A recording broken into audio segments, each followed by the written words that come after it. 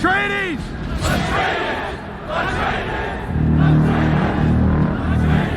After 56 years, it's about time that Dune finally got itself an accessible adaptation that is also good to introduce to new audiences. That is, if Dune is anything but accessible.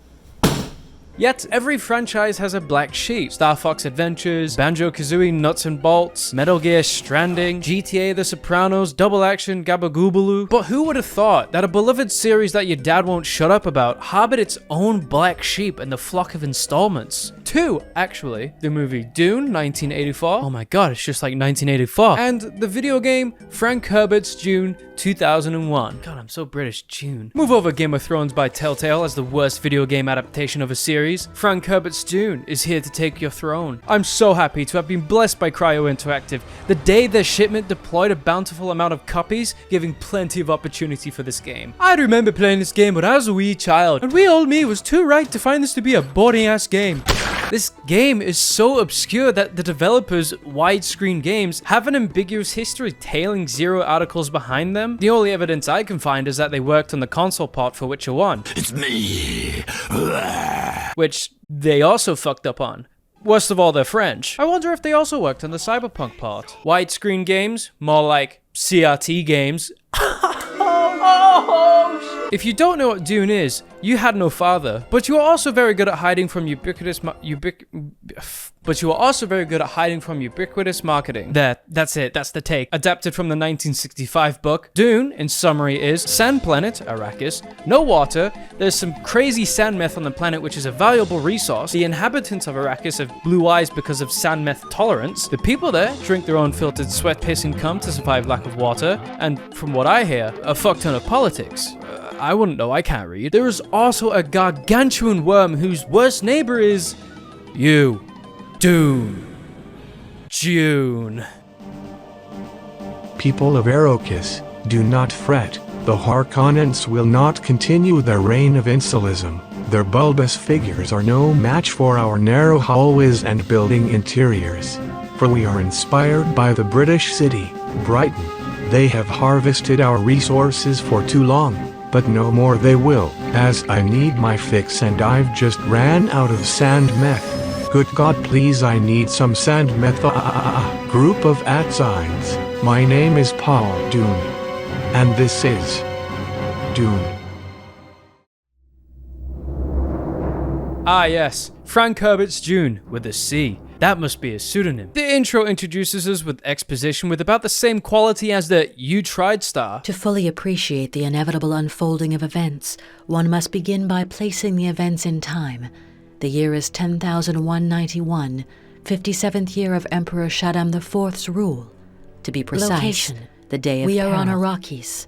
One at a time, please. Duke Leto Atreides, planetary governor of Dune. He has just been double-crossed by the Emperor and slain by the evil Baron Harkonnen. His wife Jessica and his young son Paul, henceforth Duke, have what? Paul will regain his kingdom and avenge his family.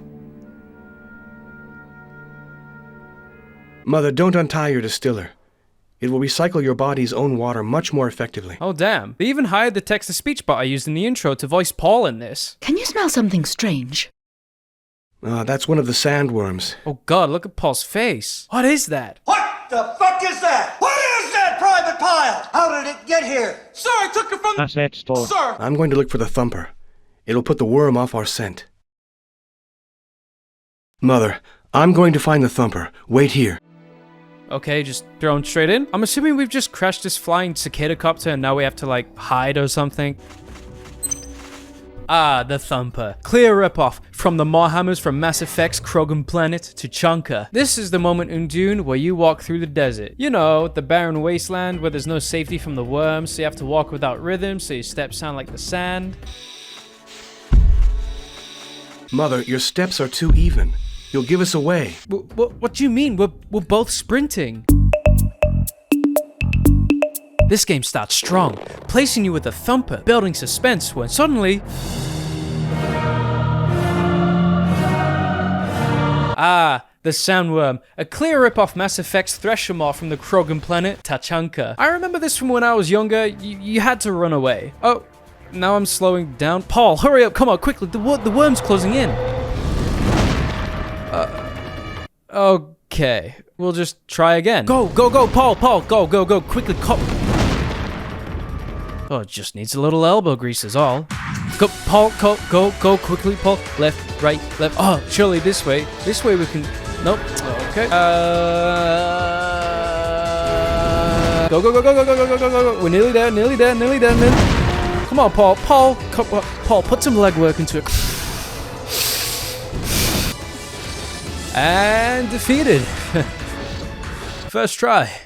Wait, what was the point in the thumper again? We just ended up running away anyway. Quiet. It's for the set piece. We needed to rip off a scene somehow without being faithful to the source material. Mother, we live in a dangerous high theft neighborhood. Paul, just leave the door wide open. Okay, Mother. In between every mission, we get a glimpse into the schemes of House Harkonnen. And oh my goodness, boy, you need some Benzocaine cream. May I interest you in a CVS reward card? One of Arrakis' unforgiving storms has swept the child away. An awesome combination of power has rid us of the Atreides, Uncle. Literature graduates, pay attention. Honestly, guys, no game can top these two villains. Lack of skincare and interest in health? Just give them a Black Ops 2 shirt. I'm sure they'll fit in with the rest of the internet. Possessing the reins to a fierce force of the galactically interconnected astral systems, it's no doubt anyone would tremor from pure adrenaline at the sheer sound of their names. Almost like Voldemort. Have you quite stopped laughing? What? We then teleport to base, the Siege. I don't know how, don't ask. The game just takes us places like Aladdin. The Siege is basically the hub area you're taken to after each mission, and this is where you get to talk to people, and... Can you see the statue? Oh, geez, you might need a chiropractor. I'm not sure that's normal. I even see this game is taking advantage of that new Frostbite Dolby Soundwave technology. What, you think that's bad? Wait until you hear what the knife sounds like. Yep, someone from the sound department just used a buzzsaw. Actually, this game has an abundance of sound issues ranging from music or diegetic noise disappearing into the shadow realm, Look at the pretty picture, nephew. dialogue overlapping one another, awkward pauses in between delivery of lines. I believe the Chani is looking into that. Johnny? More often than not, subtitles are faster than the dialogue itself. And even a bonus feature, where subtitles sometimes don't even match what's being said. I need equipment. And these greedy game developers want to be paid appropriately. Cutscenes are a cornucopia full of things that just make you go, what? With more cinematic suspense than A24, one-shots to keep you on the edge of your seat. Then there's this dramatic zoom-in to supplement the drama. And also, what is the voice acting? News of this accomplishment will spread around the Sieges. I have gotten sand-aids from the Dune worm's tooth because I accidentally pricked myself last night with it. No, that sucks, man. I'm sorry to hear that. Let's go see what Mother's up to. Hey, what's going on? Whoa, what's up with you? Is everyone around here just medically incapable? Little sister? Whatever you may think, I am not a little baby. Honestly, this child, eldritch being, projects a more threatening aura than the Harkonnen purely because of how uncanny it is.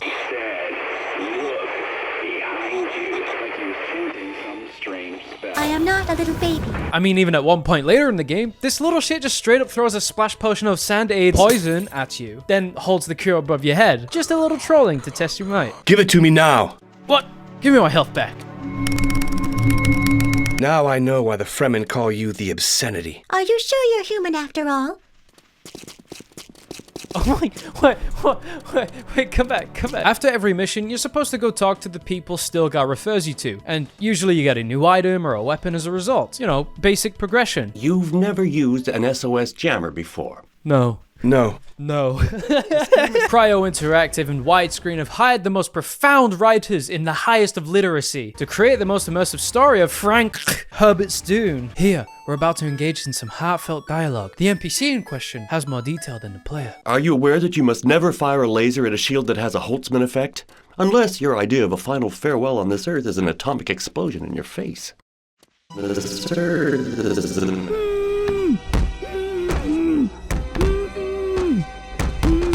yeah, that must be that newfangled ray tracing technology. Oh, even the shadows have bizarre illuminative patterns. The future is nigh and scary, sheeple. Don't let Skynet get their hands on something this intense. Ah, it's our love interest. Despite having complete superficial dialogue in this scene. I have to get on with the plantation program. Kalu will accompany me as far as his home siege. They're depending upon me to deliver a spot of paradise. The weeks ahead are going to be long and lonely. I shall miss you. Love at first sight, is it not? Let's talk about the models. Hey, is your face okay? Oh, okay, yeah, okay. Still better than Cyberpunk.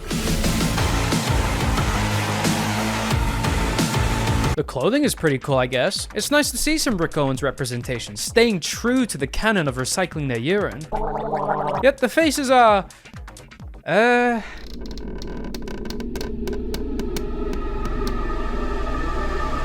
Old graphics have the capability to age well to the level of charming, but nothing really past that. And only if there's a lick of stylization, but when a studio in 2001 attempts to simulate realistic facial features, it's gonna fall into uncanny territory. The detail in Paul's textures are so lackluster in comparison to the NPC he's talking to. It's still bad, but you can look at that and say, yeah, it's fine for 2001, right?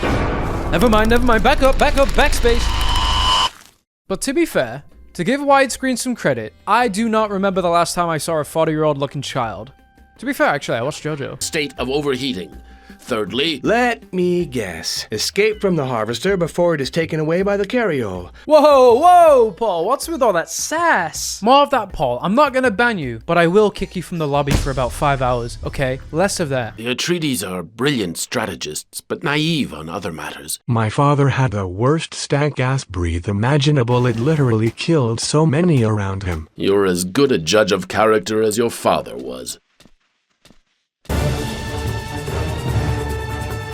Now, the combat in this game is innovative as any other, with the mode of mobility not being by WASD, but actually the arrow keys. Googly moogly, look at that thing! So I had to perform game engine surgery, bypassing years of game development experience by opening a text document, changing the text, because the interface is so fucking minimal that it doesn't offer any customization. But hey, at least I can have the option for camera adjustment. Let's just turn this on. Oh my god, I can't move. Also taking the brazen approach of removing the ability to free look with your weapon. Fighting by relying on an unfinished lock-on system, which takes the handy liberty of aiming on a wall rather than the person who's blowing 10 holes in your chest right now. It's atrocious for intense situations, especially when you're firing a mission that you failed 6 times prior.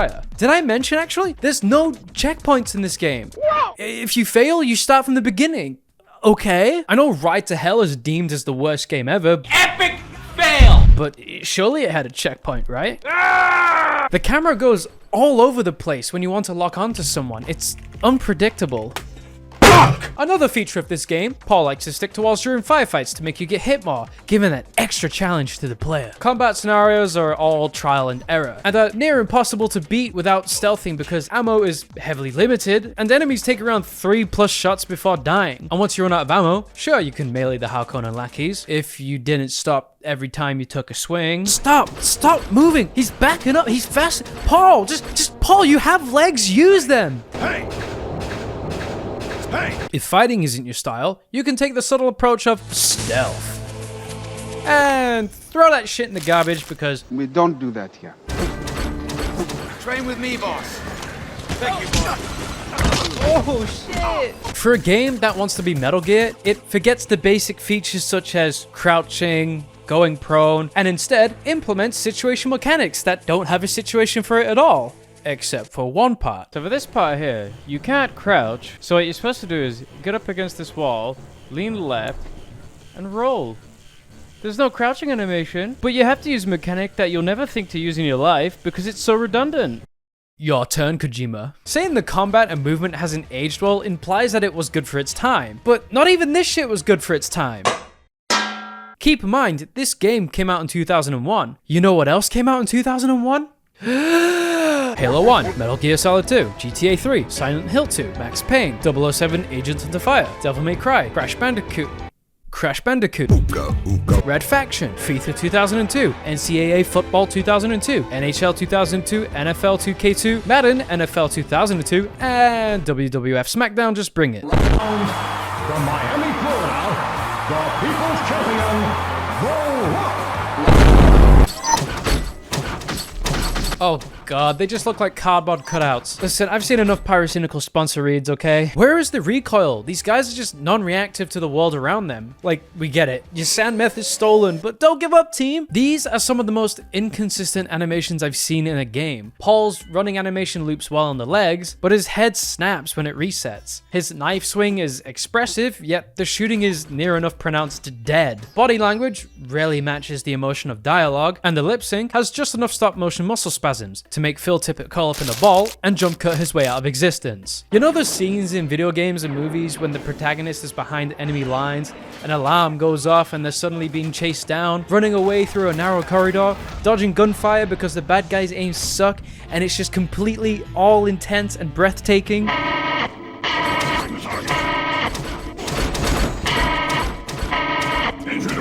She forgot to turn off God mode. The score is actually pretty good.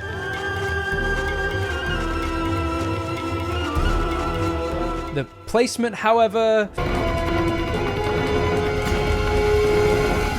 it's too loud and uneventful in sequences that aren't eventful. Could you imagine if, like, No Country for Old Men just had Hans Zimmer blowing his orchestral load as soon as Anton flips a coin?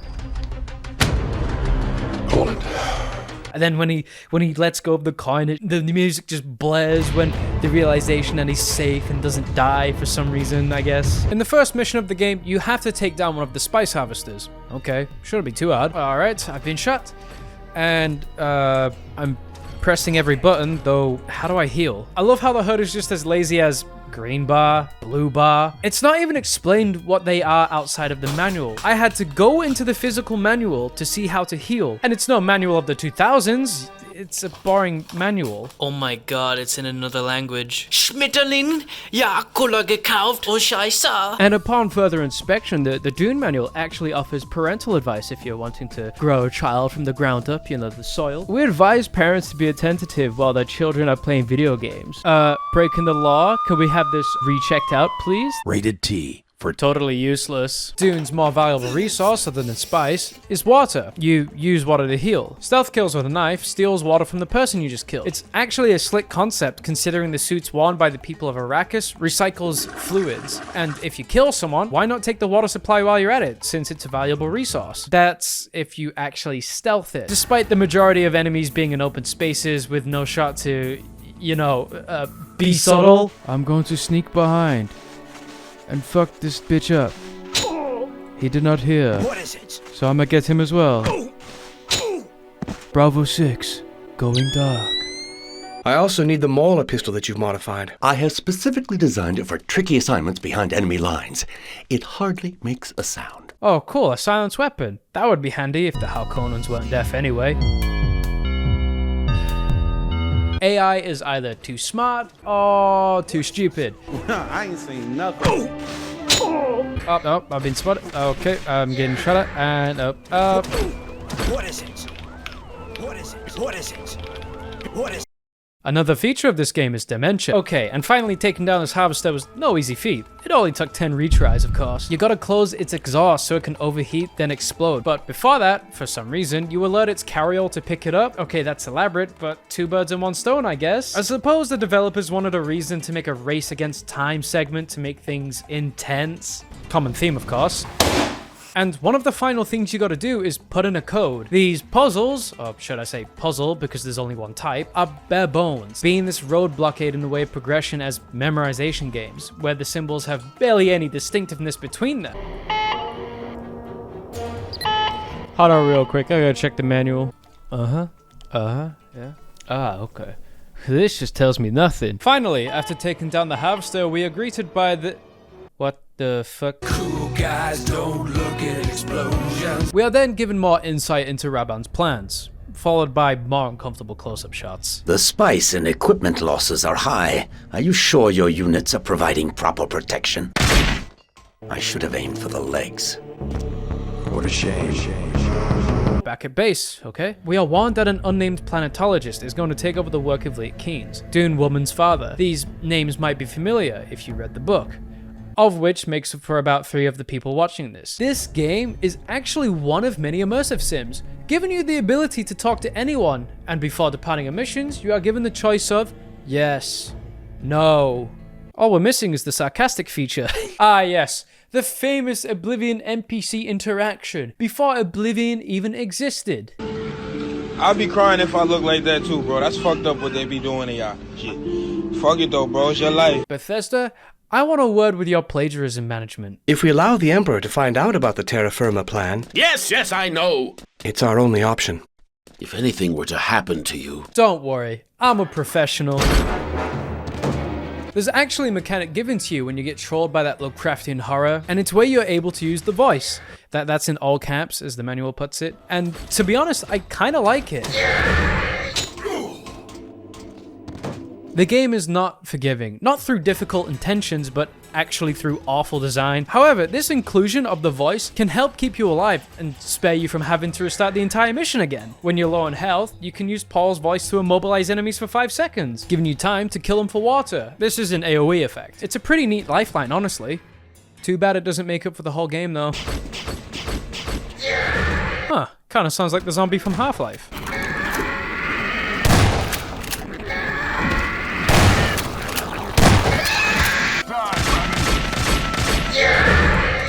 Okay, I changed my mind. This is actually broken. I keep getting my health back and just cheesing the voice. We have this little shit to blame. Dune's technique of hinting the player direction is poor too, because there is no technique. Take this exit, for example. There's no objective or warning that the ship will be shot down. Only the foreboding of it through these 2 AA guns. Attacking them doesn't work. Okay, it's just set dressing, I guess. Missed this tiny switch that blends in with the entirety of the Middle Eastern region. Too bad. Do the entire level again, because we don't have checkpoints in Frank with the Sea Town. Oh, I know this part. This is where you free Dune Woman, and you've got to set up the explosives. All right, explosive set, and mission failed. See, what you were actually supposed to do was to set the explosives and then hide in this tent. The game doesn't tell you that though. Trial and error is another feature of this game. Now this is the planetologist I talked about earlier. He's working with the bad guys, so he must be bad and needs to die. Nice. Mission accomplished. Hold on, what was the game's objective? Let the planetologist live? Now this is what I like to call the Schrodinger's douchebag, video game edition. Another feature of this game is quitting. For all the difficult tasks yourself and Paul are subjected to, you're finally rewarded with a raunchy scene with the love interest of this game. You know how to gain men's trust. Right now, I've got a woman on my mind. Oh god, Paul missed the ballpark so hard that even Dune Woman just despawned from how corny that was. And they go to bed and lovingly clash broken animations together. Let's keep this PG, okay guys? My mother is watching. And without any foreplay, the game just places Paul right in front of a hunter seeker. Or as the game puts it, a hunter-killer. I'll have to reach my weapon on the other side. Ooh, finally some drama. Rookie mistake, Paul. Common theme, by the way. Now I have to get your gun for you. Oh, okay, I'll just try it again, I guess. Huh? This part introduces another mechanic in the game.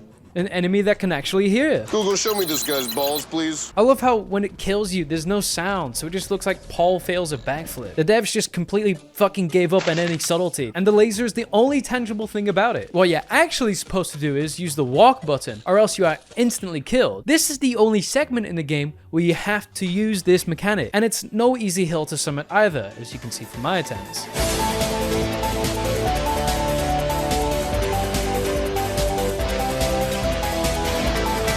He's dead. We then learned that there was a traitor in the Fremen who placed the Hunter-Seeker there to kill you. Paul Atreides is among us. Turns out he's a face dancer. Don't know what that means. Too bad, read the Bible. He then shapeshifts to look like you, yet ultimately nothing comes of it. Taunting, I guess, but I don't know, I just use the default ones. You kill him, you're congratulated, then you place onto the final mission on Arrakeen to kill Rabban. Oh, poor Rabban, with all his beautiful soldiers. This courtyard design here is actually a breath of fresh air from all the orange, but literally all you do in this level is 2 more puzzles and decrypt some flight plans. Actually, a lot of missions play like this. The game is really short, boiling down to a 2-hour playthrough, but is ultimately extended 5-fold because of the absence of checkpoints. But don't worry, checkpoints. You and Quality are in the same boat. Ah, finally, time to take down the man who's been cooperating and pillaging the Fremen's planet. You won't be rejoining your flea-ridden army. You will die here, Raban. I will drink your blood while savoring your agony. No, it's not bad at all. Are you running? Oh god, good god, he's fast. Hey, slow down. Hey, slow down.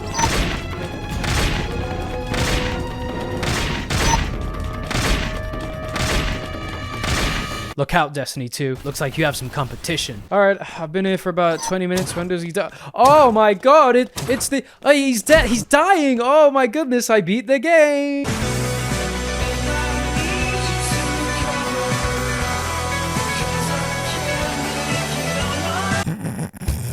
And they lived happily ever after.